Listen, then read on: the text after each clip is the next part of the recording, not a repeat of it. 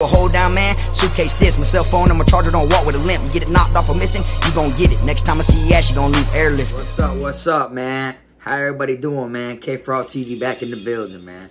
You know, I wanted to come on here and whatnot. I'm gonna drop this video today due to the simple fact that it's New Year's Eve. You know, this is the last video y'all are probably gonna get from me as of 2019, you know. I'm probably 9 out of 10 gonna go live later tonight though. So I'll probably be live with y'all as it turns into 2020. It's a very big celebration to me, I feel, because I'm on the outside. I'm on the streets. But what I'm really gonna discuss in this video with y'all is the things that I used to do for New Year's Eve celebrations while in prison, all right? I wanna speak on some of the things that I did, you know, and, you know, y'all just fuck with me and check it out. But, I appreciate everybody that's been rocking with me. You know, y'all hit that like and subscribe button. If you don't subscribe, subscribe now. This is a new year coming. There's a lot bigger, better things coming.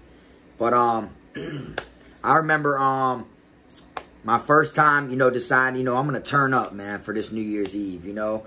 I'm going to turn up. So, I was locked up. I was at Calhoun at this time. And, you know, we decided to turn up. So we were like, man, you know what? We finna drink some Buck. So I'm gonna go ahead and drink some Buck. For those who don't know what Buck is, it's you could call it jail or prison wine. And you know, you make it out of certain things. You know, all you need is like yeast and a shitload of sugar, basically. You can make it out of oranges. You can make it out of ketchup. You can make it out of potatoes, rice. There's a whole bunch of different ways to do it. But I decided, yeah, I'm going to turn up and drink this Buck and get crunk this New Year's Eve at Calhoun. So me and like two of my homeboys, you know, we all threw in a couple dollars or whatnot. Because when I was at Calhoun, you get a water bottle filled with Buck for $3 a pop. It wasn't the best Buck, which means it didn't taste good, but it does get you crunk. All right, so, you know, we decided that we're all going to get a bottle. There was 3 of us, you know. So we were all boom, boom, boom. We spent like $12 or whatever, $9, however much. I think there was really 4 of us. But anyways, we all got a bottle of Buck. This Buck I happened to get here was made out of, it had ketchup and rice and stuff like that. And what they do is they just add the ingredients together and they let it rot. And then it'll swell up however they do it. You know, you can put it in a locker. You can make it outside for people that work outside the gate. You know, there's different ways to do it. It'll fume up, and then you got to burp it, which means you let the air out, tie it again, and then it'll fume up again. But anyways, I'm not going to talk about making Buck. I'm going to talk about getting crunk on Buck on New Year's Eve. So, we all got these bottles of Buck. For anyone who's drank Buck before, they will tell you, it's nasty. That shit is nasty. It's literally rotten. It tastes nasty. It just tastes like some spoiled juice or spoiled vegetables or whatever. Depends on how it was made. So, we got this Buck. We decided to turn up. We're in our dorm hanging out drinking. First shot I drank, boom, which was like a chug basically. I gulped it. It was like, ugh, you felt like it gave you the chills. So we was in there turned up. And I remember after I got halfway done with my bottle, after I got halfway done with my Zephyr Hills bottle, it literally kicked into me like alcohol. And what I mean by that is, I've never been the one to really hold their liquor. And what I mean by hold my liquor, I just mean it gets the best of me and I turn into a fucking Hulk. I get into stuff. I get into fights. I get into trouble. It like runs like that in my bloodline. We've been like that. My whole family's been like that since forever. So, you know, my homeboys on the streets know, you know, when I drink and shit like that, one thing will just crank me. It just turns me into a totally different person. So, that night, you know, I was halfway done with my bottle or whatever. And, once it kicked in, I feel myself getting hot.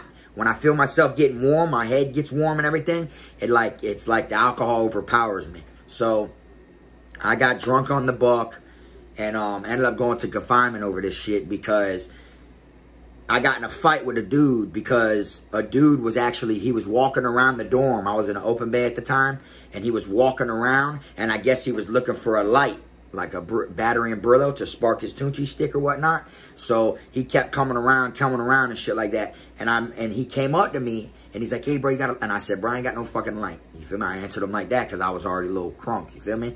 You know, I came off as disrespectful, which it didn't matter to him anyways. He didn't do shit about it. He walked off. Now, I'm still drinking, vibing and shit. And you know, I peep him. He's still going around doing that. He literally comes up and asks me again, hey, bro, you got a light? I said, bro, you just came to my fucking bunk, bro. I don't have a light. You feel me? Get from around here, bro. How many times I got to tell you this shit? He walked off again. But I guess, you know, that Tunchi shit will boost your head up. It'll overpower you. And it'll make you fiending for it. You're fiending. So he walked up probably like 4 minutes later. Asked me for a light again. Hey, bro, so you sure you ain't got no light? So I grabbed him by his shirt right here. And I said, motherfucker, didn't I? And I started yelling at him. And I told him, bro, didn't I tell you I ain't got no fucking light? And I was crunk due to that little amount of buck because I ain't had no alcohol in my system in a while.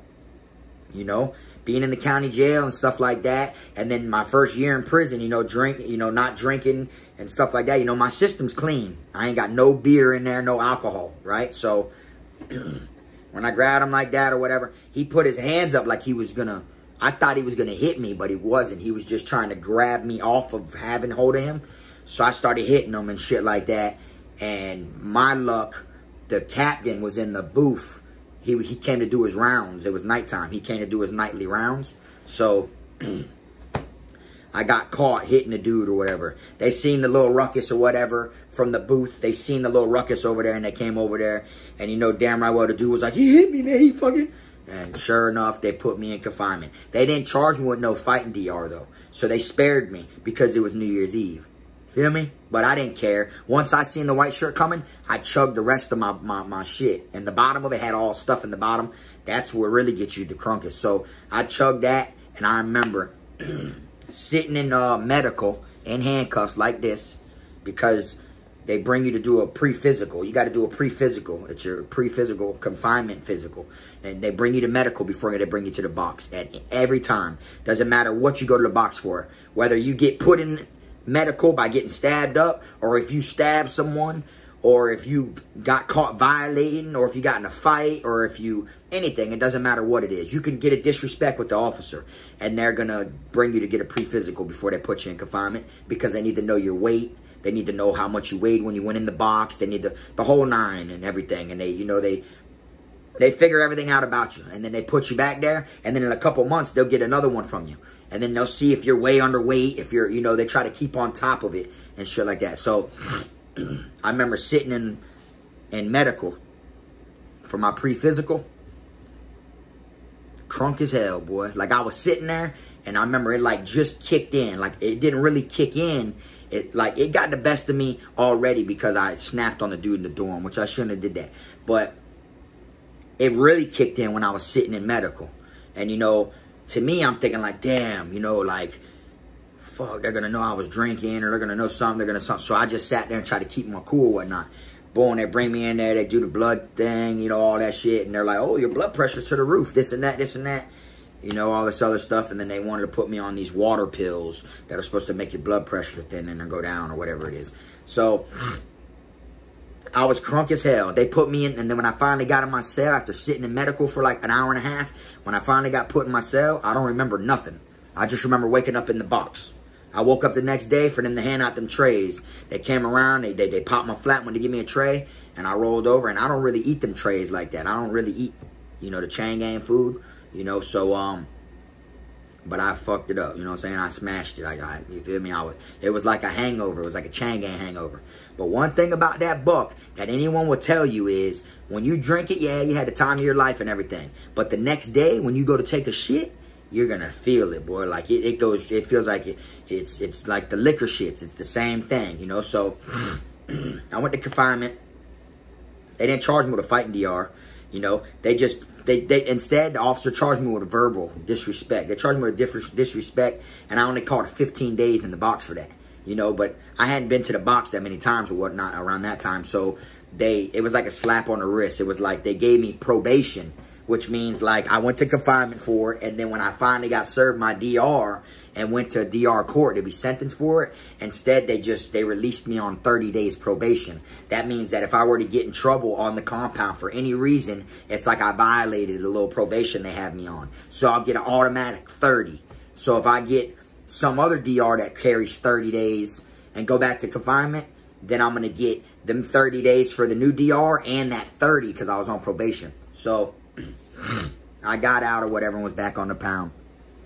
That was my first time, like, deciding, oh, I'm going to turn up on New Year's, you know, this and that, this and that. And then that was at Calhoun. Now it gets a little funner, you know, as different camps, you feel me? Now, I remember on New Year's Eve, man, I was in an open bay dorm, and they have a dorm on this side and a dorm on this side with the officer station in the middle.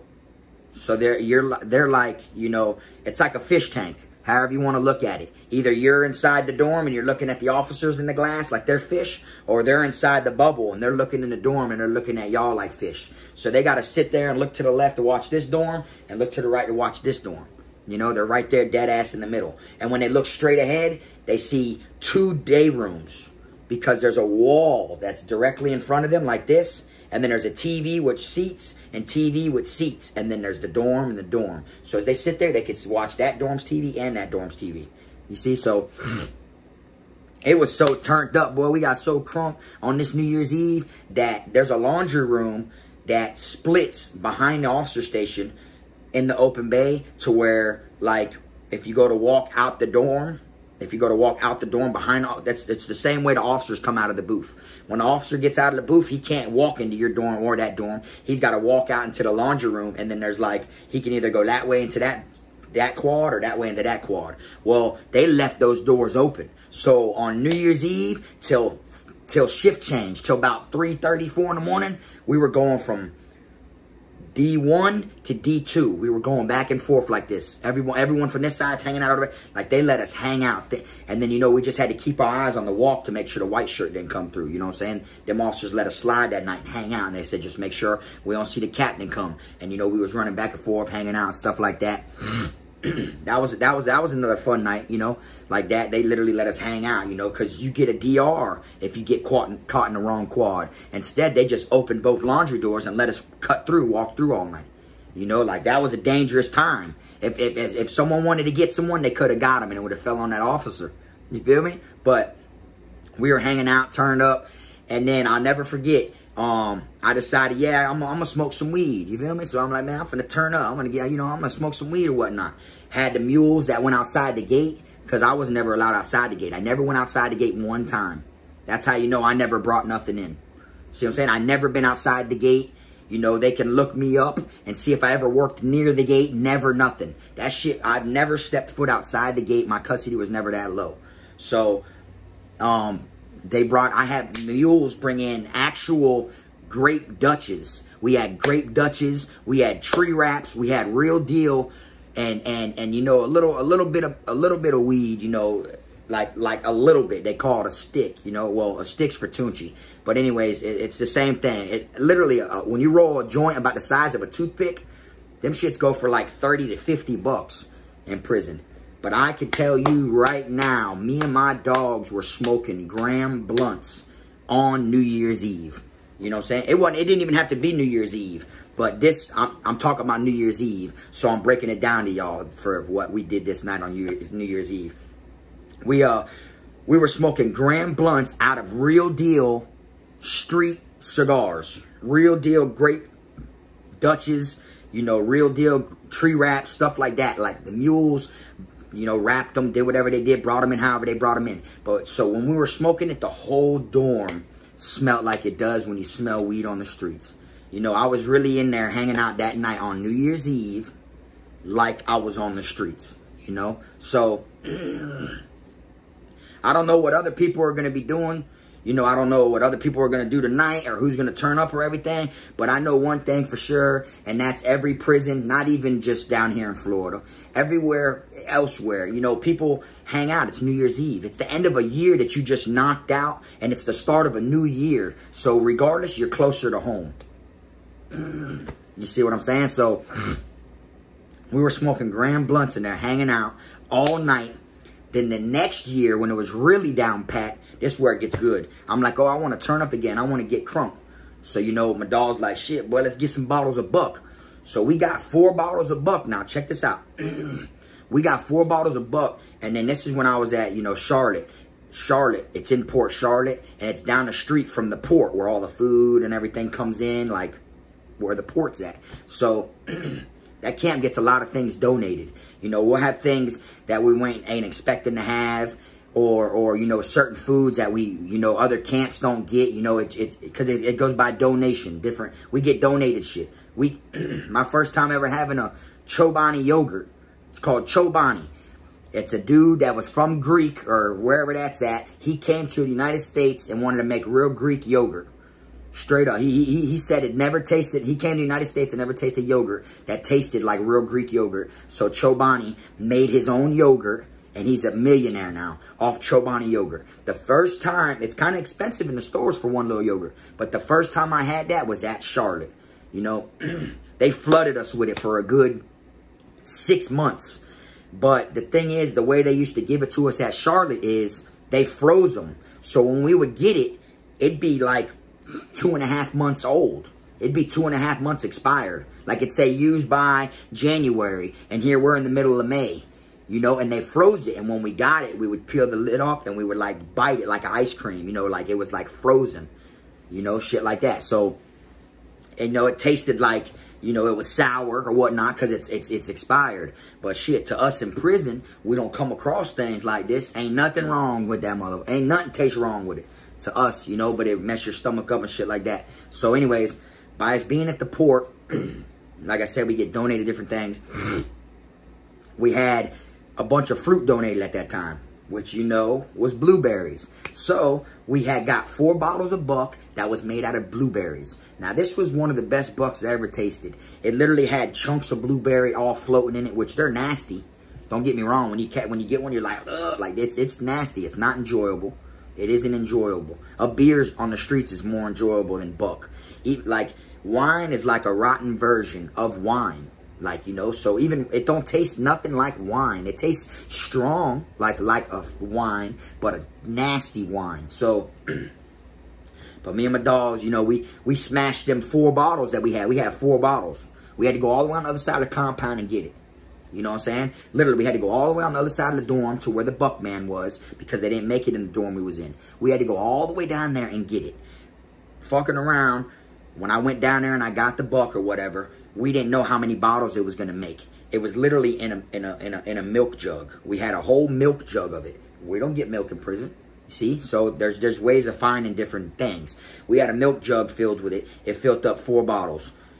All right, which was probably more because I was actually stopping and drinking it, and I took the risk for it. All my dogs were like, damn, boy, you ripped it, you ripped it. You know, I went down there, I got it, I came back, and here I am by myself on a whole, like I said, Charlotte shaped like this. You got to walk with the traffic, okay? Here I am. I walked with the traffic, and I go in a dorm that ain't even my dorm on the whole other side of the compound.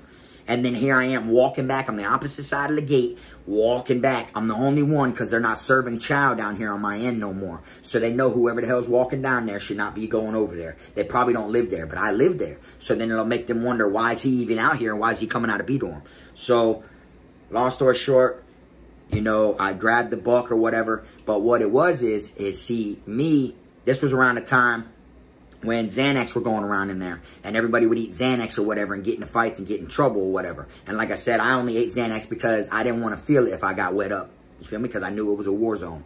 So, I was on like a half a Xanax or something like that. And I walked down there all barred up, grabbed the jug, and just walked across the compound. Most people were hiding in a canteen bag, do whatever. I had this jug in my hand and walked across the compound, came all the way back, and was drinking it as I was walking it back to the dorm.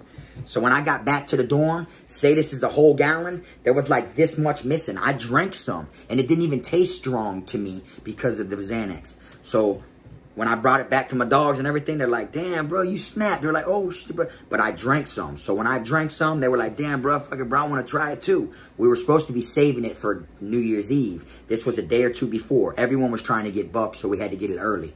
So I guess, you know, all that we poured in the bottles, we busted down or whatever. Me, I feel a little, you know, a little good, but I don't know if it's from the Xanax or from the buck, you feel me? So we busted down in the 4 bottles or whatnot, you know. We give everybody their bottles we threw in, you know, and then they're all like, oh, I want to taste, I want to taste. So I guess, you know, we all got crunk that night on our bottles. We drank all the buck that night. We didn't even wait till New Year's Eve. Like, it literally, it's like we tried to get it early and then it backfired on us. So, change of plans came involved. Next thing you know, on New Year's Eve, I had 6 shot bottles of Bacardi. There was 6 shot bottles of Bacardi. They got brought in from the mules, people who work outside the gate, whatever and whatnot, you know what I'm saying? And we turned up like on the streets. We all had our little, it ain't little, but we all had our tumbler, which is a clear cup. We all had our clear tumbler cup.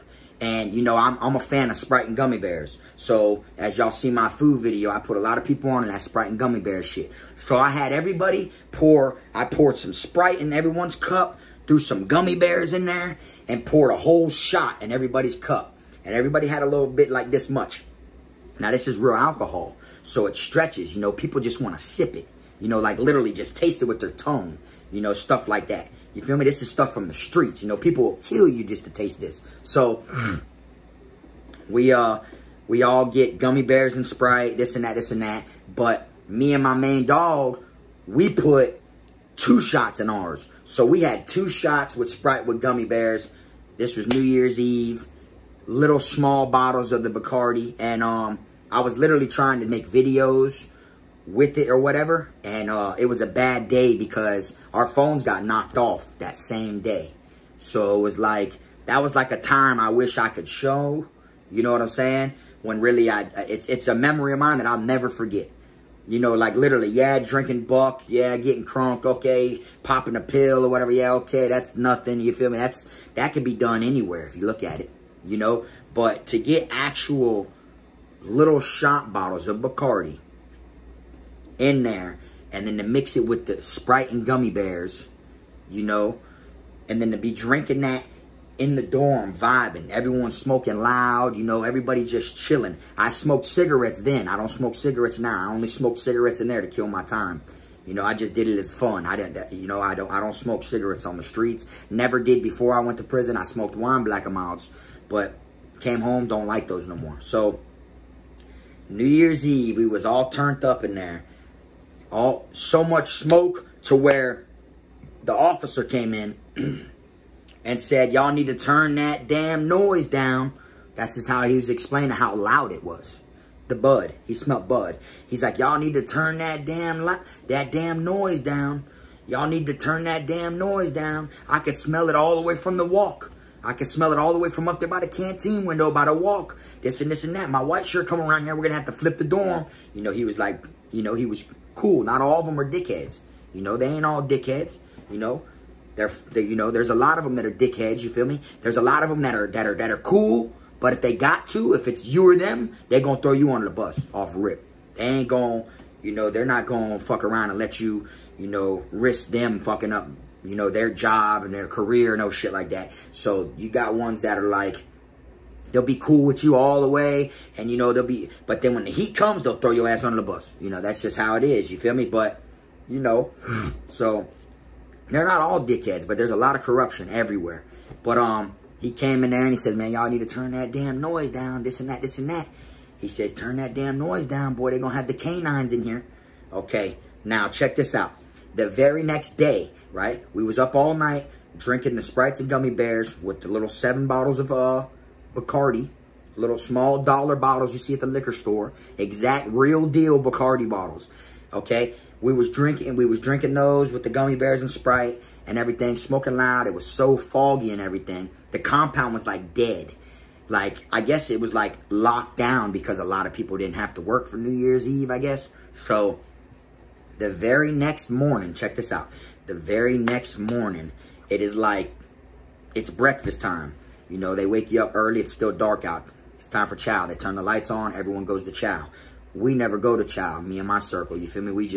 We'll go for, we call it a real nigga walkthrough. We'll go walk and just mob the pound and walk through the chow hall, get a drink and shit like that, just to see what the hype is, what's going on. You know, you got to be on your P's and Q's. You can't just stay in the dorm and expect to know what's going on that pound. I mean, word travels and all, but it's better to see, because you might see something and know something that's going on that you don't even know someone needed to be put up on game about. You might see something go down that you don't even think is nothing, but then when your homeboys and y'all go to chopping it up, and then you tell them that, y'all just solved the puzzle, basically. So it was early in the morning, probably like 5:30, 6 in the morning. As soon as they do the breakfast shit, you know, we all wake up because the lights are on or whatever. Those that didn't go to breakfast, you know, we're sitting there, we're just chilling. Shit, we was all still up, basically. We was up till like 4:35 anyways. We'd be pulling all-nighters, you know. So the white shirt came in with 3 other officers, and they had 2 dogs with them. Straight up. They came in with canine dogs, but they didn't even blitz the dorm. This was what was crazy. They walked in our door, into our quad, and went in the open bay bathroom, did a walkthrough through there, and then walked in through the laundry room, like I said, to cut through to go to the next dorm, and walked in there through their dorm, boom, walked out and left. So now everyone's like on their P's and Q's and shit, like, boy, they coming, you know, and they didn't. They never came. They just pulled up on us like that, and then boom, boom, boom, boom. You know, like, you know, that was a, like, we know that dog smelled something, you know. And the number one thing that you use, you know, in the chain gang is you'll see people walking around. It's good to get them they're like nostril bottles. Those, you fill that shit up with water, and all you got to do is you fill that shit up with water and deodorant, or water mixed with baby powder. Baby powder is a big smell killer that you used in prison. You'll see people, because they have fans that are twirling. They have fans, like actual ceiling fans that they turn on when they please. And then in the corners, there's supposed to be big metal fans that are hooked on the wall. You know, it looks like an actual fan that you would use in your house. The big metal ones with the turn-on switch. They had them drilled to the walls, but a lot of camps, they don't work. You know, but by law, they got to have at least the fans going, because there's no AC in prison. All right? And trust me, them fans don't help unless your bunk is the one right under it. You know, so, but, you'll see people walking around with baby powder in their hand, blowing it everywhere. You know, shit like that. Like when they call count time and everyone sits down, you'll see everyone blowing baby powder, or they're squeezing the baby powder bottle like this, so it absorbs in the air, like the dust from the powder. Or, but the Flonase things, you go, they walk through around the dorm real quick, squirting that shit in the air, and the fans take it, and then had the whole fucking dorm smelling real good to hide the smoke smell. You know? So, you know, it's just crazy, because, like, I mean, I'm not gonna say I miss those times. Of course I won't miss them, because, you know, I'm in the free world. I could do as I please. I could go to the liquor store and buy 10 big-ass bottles of Bacardi right now if I wanted to. You get what I'm saying? So, but it's just the fact that I know what I had to go through and what I had to do and everything just to get to where I'm at now. You feel me? So I'll never forget the times that I was in there getting crunk on New Year's Eve. You know, and I got some homeboys, you know, a couple of them that have elbows that are in there for life, you know, and you know, this is just, and it just sucks, because what is such a cool experience to me is the end of the road for some people. You see what I'm saying? So, but anyways, I just want to let y'all know, you know, I was turning up in there on New Year's Eve. You know, some people mentioned, you know, wanted me to mention how it is on New Year's Eve. What do people do in there? You know, we eat good. We make a nice big old, good old goulash with a good old cake. You know, everything. We eat good and everything too. But we turn up like we do on the streets. You know what I'm saying? Like real deal. Turn up like you would on the streets. You know, and you know, some people might look at it, oh, 7 shot bottles ain't shit, man. You ain't nothing. You had 7 shot. Yeah, okay, cool. That ain't really nothing, you know. But it still was done. You get what I'm saying? Not everyone was doing it. I blew people's mind with that. You see what I'm saying? That's what catches my attention. It ain't that, oh, anyone could do that. Clearly not, because no one was doing it. I had the whole dorms like, when they seen that shit. You see what I'm saying? So, you know, that's what I was doing on New Year's Eve when I was incarcerated. Now I'm home, you know, so I'll be turning up a different way. You know what I'm saying? And shit like that. This is going to be the last video that I do, you know, for 2019. And y'all be ready because we're pulling into 2020. It's 2020. You know what I'm saying? I might do one more live video. I might do one tonight. If I don't, my bad. But I'm just letting y'all know I might. You see what I'm saying? Just so I could bring in the New Year's with y'all. I appreciate everybody that's been rocking with me. Appreciate all the support. Y'all hit that like and subscribe button. And I'm going to see y'all next time. Matter of fact, I'm going to drop a picture right now. I want y'all to see this picture. This picture is a picture of my dog that, since I've been home, I got him a bottle. He's getting crunk in there. I'm going to hide his face, though. But anyways, Happy New Year's, y'all. Appreciate it. Frog.